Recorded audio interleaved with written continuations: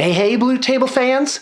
I have a couple of games of Age of Sigmar under my belt now, both playing the Lizardmen range, which has now been renamed Seraphon, a name that I love, that totally resonates with me. And I'm going to give you a little review of the Battletome for these guys. So first off, there's a lot of really great art of the models in the book. And there's also a ton of just regular artwork. I mean, it's fantastic. Just fantastic. Just this picture would be worthy of, putting on the cover. I suspect that they do a few cover arts and then just pick one. So the art's very lavish. It has a certain feel to it, which is that it's very brilliant. The world of Age of Sigmar is this sort of, over-the-top planescape kind of feel to it. So basically, only the Slans survive the end of times, and they basically summon their old armies back into existence from magic and memory. Now, I haven't read every single word in this book, but I've read enough that I can give you sort of a decent overview. So anyway, yeah, just art. Like, look at this guy. He's like just floating in space. He's like reconjuring all this stuff. Absolutely, really cool. And the Lizardmen are definitely on the forces of the good guys. There's lots of stories in here that talk about them allying with the Sigmarites. And sort of being their battle brothers, and there's a lot of fiction in here. In fact, let's see, Call of the Stars. Is this the section for the fiction? Nope, this is art. So we're going to get to that in a minute. So anyway, there's kind of this timeline thing here, because supposedly a very long period of time traverses from when the world blows up to where we are right now, where there's all these little planes floating around. It's almost like they're in the Eye of Terror. They're like in this chaos world. So talks a little bit about the organization of the Slan. And so they definitely, if you get to the pictures of the models, that section, here it is, you'll notice that they're very striking. And they have kind of this otherworldly feel to them. So, very, very bold, like markings and coloration. These guys all have like yellow on their crests. That's kind of a big theme. You definitely see it on these pterodons. So they're veering away from kind of that, actual dinosaur look and going for, this really bright sort of feel to it. So there's more pictures in here. And they're all on round bases. So, I mean, GW has basically repainted all of this stuff. And it's really, really insane. Also, one theme I've noticed, excuse me. Now, the old Bastiladons had kind of this glowy thing for the Sunstone. But there's one in here, I think it's actually in the Army List section, where they... It's next page. Nope. Page before. Nope. Oh, come on. Where are you, Bastiladon? There it is. So you'll see that... let me see if I can focus in on this. You'll see that the stone on it has kind of like these little galaxies and swirly star stuff in it. So that's sort of an aesthetic thing that you see in different places throughout the book. And I think that's a really cool effect, and it marks it as a real departure from how they're traditionally, shown. Like the Kroxgor have like these bright red heads and crests to them, which I think is really, really cool. Okay, just wanted to go back here. Let's see if I can find this one pic. There's this one picture. Let's see if I can find it. Well, all right, I can't. Maybe I'll come across it at some point in time. So another thing is that the shields, because in Age of Sigmar, it's a little like 40K in that there could be several units kind of piled in at the same time, and it's hard to tell which one's which. So they have these shield markings, the Seraphon do, and I think this is, not only do I find this aesthetically appealing, but I also it's very useful, you know, to put these markings on. And actually, you could take a regular brush, flatten the tip pretty easily, and make these lines very, very quickly. I don't think they need to be very difficult, you know. So yeah, different colors and patterns there really can make them stand out as a unit, like, so you can differentiate units. Okay, so let's go ahead and talk about some of the, so anyway, here's the stories. So, and it's pretty much, as far as I can tell, all them fighting against chaos, because the Slann have never really liked chaos to begin with. So they give you some scenarios here, which I would really like to play. Of course, we've had 2 giant lizardmen armies come through the studio in recent months, and those are actually getting shipped out, so I won't have lizardmen.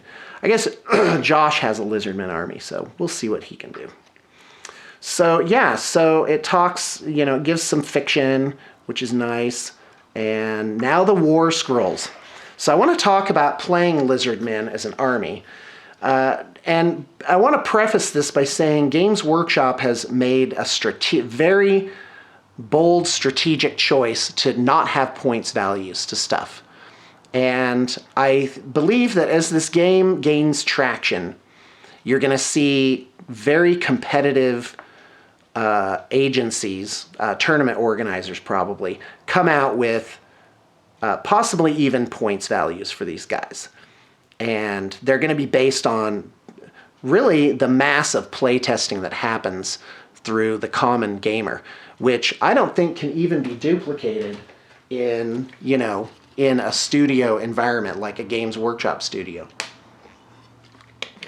And on their end, you know, if they put the wrong point value, if they're off by 2 points on, say, an Eldar Aspect Warrior, all of a sudden there's going to be no sales.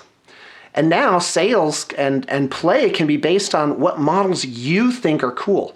I am loving this because I'm not restricted at all. I could take whatever I want. I could take 5 Slann if I wanted. Turns out that would be terrible, but now Slann, they are your basic commanders and definitely worth taking because of army-wide bonuses they give.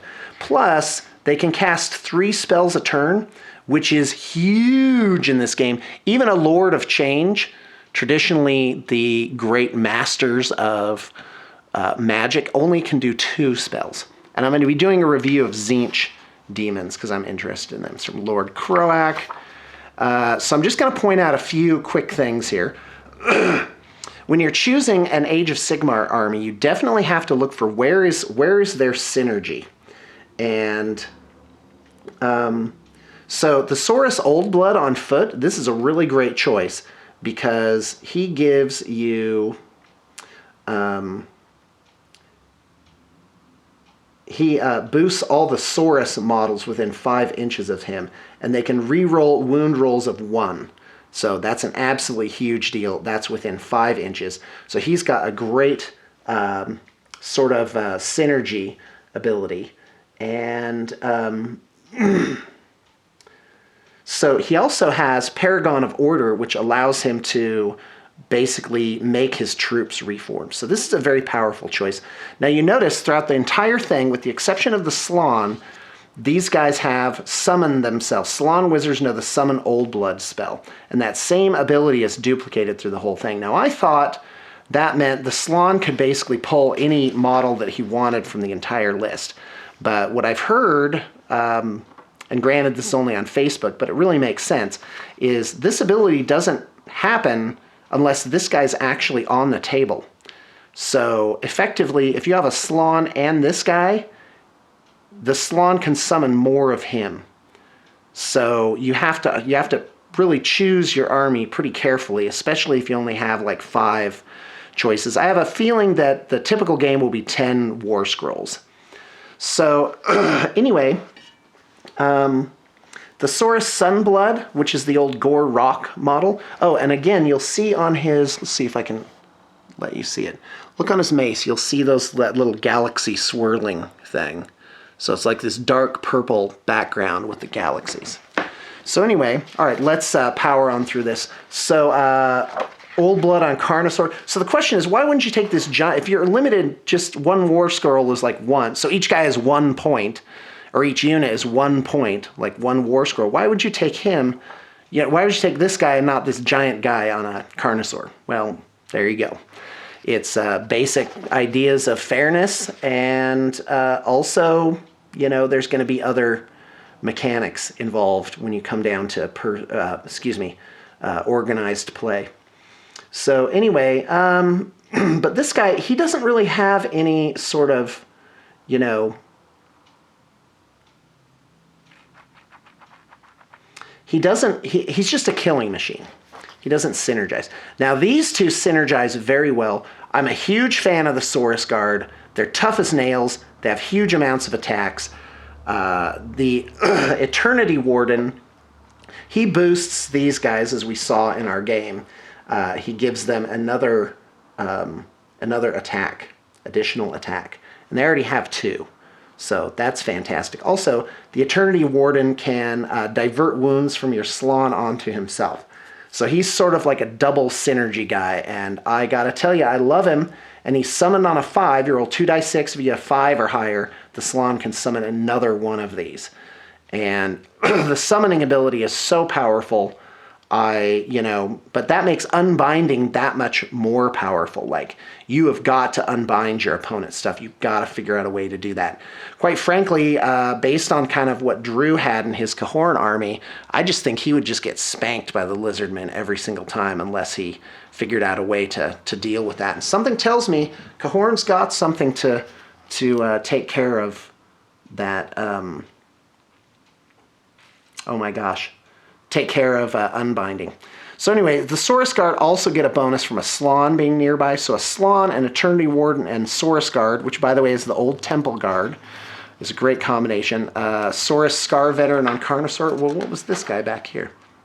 Saurus Old Blood on Carnosaur. All right, whatever. Scar Veteran on Cold One. Saurus Warriors. Now here's an interesting thing. Now if you summon these guys, they summon on a 6, and you get 10 of them, which is fantastic. But if you get an 11 or higher, you can summon a unit up to of 20 warriors instead. So bonuses on casting is really, really, really a big deal. And quite frankly, I think the Slon with the constellation of Sage's Staff, which is my favorite one, gives him +1 to his casting. So, but you can't have multiples of this, so the most you're ever going to have is that +1. Now, Tzeentches, we'll see, they have a way to get cumulative bonuses. The Astrolus Bear is a must-take. You would also get a +1 to the result of casting rolls. Oh, yeah, so, and he's summoned on a 5. So, quite frankly, you could have a Slon summon, so what you do is you'd have, this is the list that I would take. I would take a Slon. I would take an Eternity Warden. So I'm making your army list right now. Let's skip this guy for the time being. I would take an Eternity Warden, and I would take an Astrolith Bearer as 3 hero choices. And then on my first turn with my Slon, I would get the Constellation of Ascendant, and that would make this guy summon on a 5, and this guy summon on a 4. Excuse me, they'd both be summoned on a 4, because he'd get +1 to his casting. Oh, but he'd get another +1 from this guy, so he could have, basically summon these guys on a 3. And you're usually, on your first turn, you could very well be out of range of all the unbinding for that first turn. So now you've dropped 2 Astrolith Bears, so now you've got +3 to your casting roll, starting on turn 2. Actually, you could have it as soon as, well, no, I don't think you could. Not with 1 Slon. So the 1 Slon would summon another one of these guys. Probably not another one of those guys. But my point is, with the +3, now all you need is an 8 to not get 5 Saurus Guard on a summon, but 10 Saurus Guard. And by the way, in the background, they're basically teleporting these guys in, which I imagined sounds and looks like the Asgard beaming technology from Stargate. Jong, jong. Excuse me. So anyway, so check this out. Proud Defiance. When the Astrolith is planted, you can reroll any failed to hit rolls made for this model and any Seraphon units from your army within 10 inches. So I got to tell you, 2 of these guys would give huge coverage. The one that you start with, the one that you summon, give you huge coverage, and all of a sudden you're just re-rolling those hit rolls. And on Saurus Guard with a 3, you're almost never missing. And on top of that, the Slon is summoning a very good chance of summoning, at least almost guaranteed to summon 5 of them, but good chance of summoning units of 10 of Saurus Guard. And that is hardcore. So that's what you would need. You would need 10 of these guys that come in a box of 10. So, oh, why do I not turn off my phone? Because I'm like this. Okay, just going to forward that. All right, let's keep going. Saurus Knights are actually really good, but I'm not a huge fan of the models, but they are pretty strong. They look really good. So you've got Skink Star. So you've got different spell casting Skinks. And let's see. Yep, so he's a wizard. And this is the Teto Echo model. So that's another thing I love about Age of Sigmar is they're doing away with the named models. By the way, I may run out of batteries at any second here. So, or run out of disk space. So the Star Priest is hold on. Yeah, and he's a wizard as well. And let's see. Yeah, he can make a unit -1 to hit or +1 to hit. So that's kind of cool. He's definitely a force multiplier. Great model. But again, we've got a lot of heroes in this army. A Troglodyte is a force multiplier in that the Primeval Roar can make units, enemy units subtract 1 from their bravery. Unit knock screens, Troglodyte charges. Yeah. So other than that, he's just a killing machine. But he can attempt to unbind, so that's pretty cool. Okay, Skink Priests, I'm very impressed with these guys. I really like them. They are force multipliers. On a 4 or more, you can pick a Seraphon unit within 8 inches. You can re-roll run rolls, charge rolls, and save rolls. That's the big one. And they get 3 bonus. I mean, this is huge. In the old game, this would be like a very high-level spell to do that. But they just get it on a 4-up. So I love Skink Priests. They summon on a 5. Again, you can easily be at a +3, making it a 2+. And you can make them fly if they have the Cloak of Feathers. Now, Skinks are interesting because they tend to multiply other units in the game. So just before I sign off here, Salamanders now, you can run them in any number of models. So technically, unless, Reason or local tournament organizing holds sway, you could just buy like 50 of these and just have 50 as 1 war scroll, which is stupid, of course. But the handlers are actually not part of this. You're just buying the Salamanders. And the handlers give bonuses to the Razor Dawn and the Salamanders if they're close by. But they're basically a separate unit. You just buy some handlers.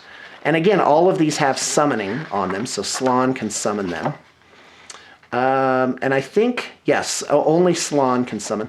The Bastiladon has a really great ranged weapon, but it only hits on a 4+, and I don't know how to deal with that. Kroxigor are kind of a weird entry because they have an ability that makes them really good against single models, but they have another ability which makes them great against massed units, the Sweeping Blow, where they make an attack for each model within range. And so, I don't know, they're definitely not specialists. These are overall just bruisers that can handle a lot of different situations, so not bad. I haven't really read up on the Pterodons and Ripperdactyls, like I don't remember much about them. And there are formations, so I have not... The Stegodon actually force multiplies Skinks for some weird reason. Let's see, Sunfire Thrower, Skink Alpha. Yeah, so Stegodon is a skink multiplier. And Engine of the Gods has kind of a